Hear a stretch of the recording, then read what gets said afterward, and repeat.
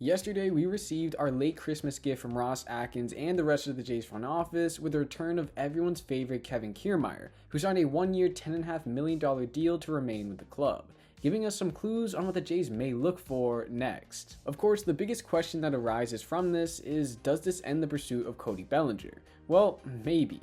You'd have to think that the outfield is set with Varsho in left, KK in center, and Springer in right. There would simply be no space for him. However, Bob Nightingale reported the Jays do still have interest. To me, the only way this signing works is if Vlad and Springer switch off at the DH position, because Belly can play both right field and first base with solid defense. So we could potentially see one day Springer DHing and Belly in right, and the next Vlad DHing and Belly at first. A little unconventional, but would technically work. The only downside of this is a DH spot being constantly clogged for the Jano and Kirk tandem. But to get the elite lefty power bat of Bellinger, it would most certainly be a negative worth taking. But onto the more realistic outfield signing, and that is Jorge Soler.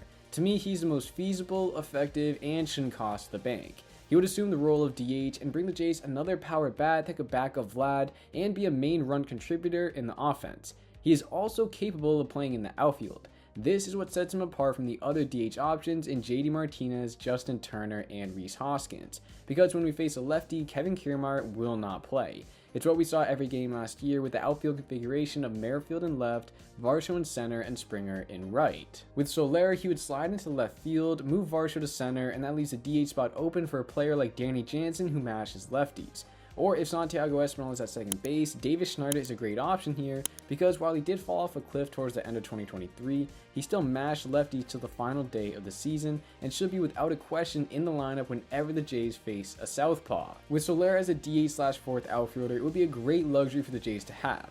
However, as for his defense, it's not great. He had -3 outs above average in 31 starts in the outfield last year, but with Varsho in center field, one of the game's best defenders, he will be able to help cover him, similar to the way Chapman helped cover Bo's backhand the past 2 seasons. And speaking of Chappy, this signing increases the likelihood of his return. And I know that may upset a lot of people, and me personally, it's a little hard to get excited over him being our big money signing this offseason after missing out on so many elite players. But it makes so much sense for the Jays since they have a lot of money to spend, and there really isn't much firepower left in the free agent market. Also, patching up the third base spot for however many years of his contract also means you would be able to use the prospects he'd be blocking to trade for an already established MLB player. I'm not saying this is what I want, but rather just something I picked up on as being a realistic option heading forward this offseason. That wraps it up for this video, but before you go, let me tell you about my new MLB channel, because let's be honest, it's hard to create great quality content about one singular team during the off season, especially this one. I don't want to put out content I don't like, and that's why I've taken a little break posting here and rather, like I said, post on the channel regarding anything in the MLB. This way, I can create an endless amount of videos of great quality, like my last one about one of the strangest records in MLB history by Chris Davis a couple years back. Please check it out and let me know what you think.